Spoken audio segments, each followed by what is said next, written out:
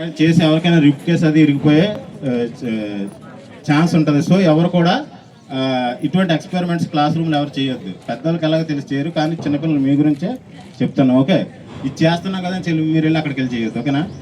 So first ఈ వ్యక్తికి alertness check చేయాలండి. ఫస్ట్ ఎవరైనా హార్ట్ అటాక్ వచ్చి పడిపోయిన వ్యక్తికి పెద్దయినా ఏమైంది, హలో పెద్దయినా, అరే ఓకే, పెద్దయినా ఏమైంది, హలో పెద్దయినా ఏమైంది, నో రెస్పాన్స్ అంటే ఫస్ట్ రెస్పాన్స్ చెక్ చేస్తారు. తన నుంచి మనకి ఎవరైనా ఈ విధంగా ఇదైపోయినప్పుడు చెక్ సిఏబి అంటారండి.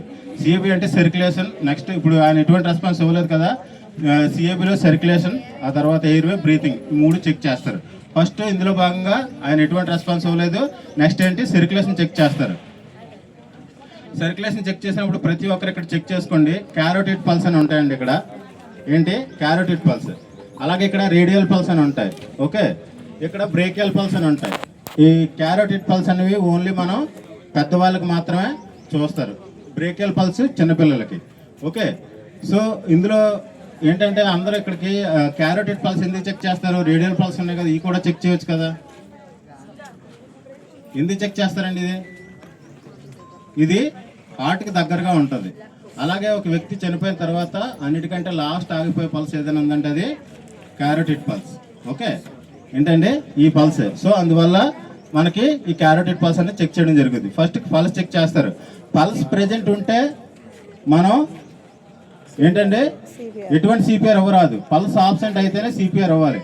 అలాగే ఎప్పుడైనా సరే ఈ విధంగా ఇటువంటి పరిస్థితి ఎదురైనప్పుడు ఏంటి, ఫస్ట్ మనం అలర్ట్ చేయాల్సింది ఈఎంఎస్, ఎమర్జెన్సీ మెడికల్ సర్వీస్. ఏంటి మనకి 108 కాల్ చేసుకోవాలండి. ఫస్ట్ 108 కాల్ చేసి పిలుచుకొని మనం పలానా ఈ బోర్గంపాడు ఏరియాలో వ్యక్తి పడిపోయారని, ఇలాగ హార్ట్ అటాక్ వచ్చి మేము మాకు తోచిన సహాయం చేస్తున్నాం, మీరు ఇక్కడ రావాలని మీరు అవసరమైతే వాట్సాప్లో ఎక్కడ లొకేషన్ షేర్ చేయొచ్చు, లేదా వచ్చే వరకు ఇక్కడే ఉంటామని మీరు కాల్ ద్వారా కూడా తెలియజేయచ్చు. నెక్స్ట్ ఫస్ట్ పల్స్ చెక్ చేయాలండి. పల్స్ చెక్ చేసిన తర్వాత పల్స్ ప్రెజెంట్ కనీసం 10 సెకండ్స్ అని పల్స్ చెక్ చేయాలి. ఇక్కడ చేసిన తర్వాత పల్స్ ప్రెజెంట్, పల్స్ ఆబ్సెంట్ అండి. పల్స్ ఆబ్సెంట్ అయితే అంటే ఏంటి, స్టార్ట్ సిపిఆర్. సిపిఆర్ ఇచ్చేటప్పుడు కూడా మనం చూసుకోవాలండి. మనకేంటి సిపిఆర్ ఇచ్చే ముందు మనకి ప్రతి ఒక్కరికి కొంతమందికి లెఫ్ట్ హ్యాండ్ మాస్టర్ హ్యాండ్ ఉంటుంది, కొంతమందికి రైట్ హ్యాండ్ మాస్టర్ హ్యాండ్ ఉంటుంది. So first of all CPR ఇచ్చే ముందు ఈ పార్ట్ అనేది ఏదైతే ఉందంటే ప్రతి ఒక్కరికి ఇక్కడికి ఇలా మనకి ఈ ఇక్కడ జాయ్పాడ్ ప్రాసెస్ అని ప్రతి ఒక్కరికి చిన్నది ఒక కొత్త రూపాయి అంత ఉంటుంది. ఇక్కడ చిన్న లోతులా ఉంటుందండి. అక్కడ మనం వన్ ఫింగర్ పెట్టి ఇంటేక్ తీసుకోవాలి. అక్కడ నుంచి ఏంటి 1 ఫింగర్ ఇంటేక్ తీసుకున్న తర్వాత పైకి 2 ఫింగర్స్ తీసుకోవాలండి. ఇక్కడ నుంచి 2 ఫింగర్స్ పైకి తీసుకున్న తర్వాత మనకి బాడీకి లెఫ్ట్ చెస్ట్, రైట్ చెస్ట్ అంటూ ఈ స్టెర్నం సపరేట్ చేస్తుంటుంది కదండి. ఈ స్టెర్నం నుంచి మనం ఏం చేస్తామంటే ఎక్కడ లెఫ్ట్ సైడ్ రైట్ సైడ్ అండి, లెఫ్ట్ సైడ్ మన మాస్టర్ హ్యాండ్. కొంతమందికి రైట్ హ్యాండ్ ఉంటుంది, కొంతమంది లెఫ్ట్ హ్యాండ్ ఉంటుంది.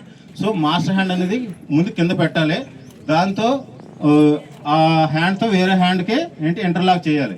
ఇంటర్లాక్ చేసిన తర్వాత ఫస్ట్ ఈ విధంగా ఇంటర్లాక్ చేయాలండి. ఇంటర్లాక్ చేసిన తర్వాత హార్ట్ పైన ఎక్కడ మనం చెప్పాం కదా, హార్ట్ పైన హ్యాండ్ పెట్టాలి. పెట్టిన తర్వాత ఈ హ్యాండ్స్ అనేవి ఫోల్డ్ చేయకూడదండి. ఈ హ్యాండ్స్ ఇవి స్ట్రైట్గా పెట్టుకోవాలి. అలాగే మన హెడ్ అనేది కూడా ముందుకు చూస్తూ ఉండాలి. ఈ విధంగా స్టార్ట్ సిపిఆర్ ఇచ్చే ముందు ఏంటంటే ఇన్ఫాంట్కి అలా వేరు ఉంటుంది, చిల్డ్రన్కి ఒకలా ఉంటుంది, అలాగే అడల్ట్స్కి ఒకలా ఉంటుందండి. అడల్ట్స్కి ఏంటంటే కంప్రెషన్ డెప్త్ కనీసం 5 నుంచి 6 సెంటీమీటర్లు అనేది మనం కంప్రెషన్ డెప్త్ ఇవ్వాలి.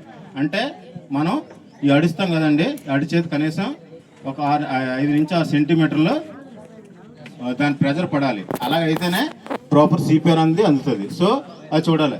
అదే చిన్నపిల్లలకి అనుకోండి, ముందు చెక్ అవ్వాలి. 2, 3, 4, 5, 6, 7, 8, 9, 10, 11, 12, 13, 14, 15, 16, 17, 18, 20, 21, 22, 23, 24, 25, 26, 27, 28, 29 ఆన్ హ్యాండ్. 29, 30 కంప్రెషన్స్ ఇచ్చిన తర్వాత 2 రెస్క్యూ బ్రీత్స్ అందించాలండి. రెస్క్యూ బ్రీత్స్ అందించేటప్పుడు మనం వాళ్ళ ముఖం పైన అంటే మూతి పైన ఏదైనా గాడ్లాంటిది పెట్టుకోవాలి. ఎందుకంటే అవతల వ్యక్తికి ఏదైనా డిసీజెస్ ఉన్నాయనుకోండి, మనకి సంక్రమించకుండా ఉండడానికి, అలాగే మనకున్నది వాళ్ళకి సంక్రమించకుండా ఉండడానికి మనం ముఖం పైన ఈ ఏంటంటే మౌత్ బ్యారియర్ అనేది పెట్టుకోవాలండి. పెట్టుకున్న తర్వాత మనం అలాగే ముక్కు కూడా మూసి బ్రీతింగ్ అనేది అందించాలండి. ఆ బ్రీతింగ్ అందించడం వల్ల ఏంటవుతుంది, మనం ఆల్రెడీ కంప్రెషన్స్ ఇచ్చాం, అది లంగ్స్లోకి, ఈ బ్రీతింగ్ అనేది లంగ్స్లోకి వెళ్ళి హార్ట్ని రీయాక్టివేట్ చేసే ఛాన్స్ ఉంటుంది. సో అందుకోసం మనం కంప్రెషన్స్ అని ఇవ్వాలండి ఈ విధంగా. అలాగే మధ్య మధ్యలో చెక్ చేయాలి.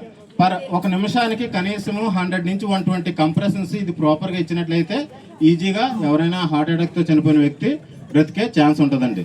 ఓకే, ఈ విధంగా ఇస్తూ ఉండాలి. అంటిల్ ఎంతంటే ఎప్పుడు వీళ్ళు ఏంటి మళ్ళా హార్ట్ అనేది రియాక్టివేట్ అయ్యేంత వరకు మనం ఈ ప్రాసెస్ అనేది చేస్తూనే ఉండాలండి. పల్స్ ఇలా కంటిన్యూ ప్రాసెస్లో మనం మధ్య మధ్యలో పల్స్ చెక్ చేస్తాం కదా. పల్స్ ప్రజెంట్ అయితే వెంటనే ఏం చేయాలి, వీళ్ళే దగ్గరలో ఉన్న పిహెచ్సికి హాస్పిటల్కి తీసుకెళ్ళిపోవాలండి. ఈ విధంగా కంటిన్యూ అంటే హార్ట్ రియాక్టివేట్ అయిన తర్వాత కూడా మనం సిపిఆర్ చేస్తూ ఉన్నామంటే మళ్ళీ చనిపోయే ఛాన్స్ కూడా ఉంటుంది. సో ఎవరికైతే యాక్టివేట్ అయిపోయిందో వెంటనే దగ్గరలో ఉన్న హాస్పిటల్కి తీసుకువెళ్ళాలి ఈ విధంగా.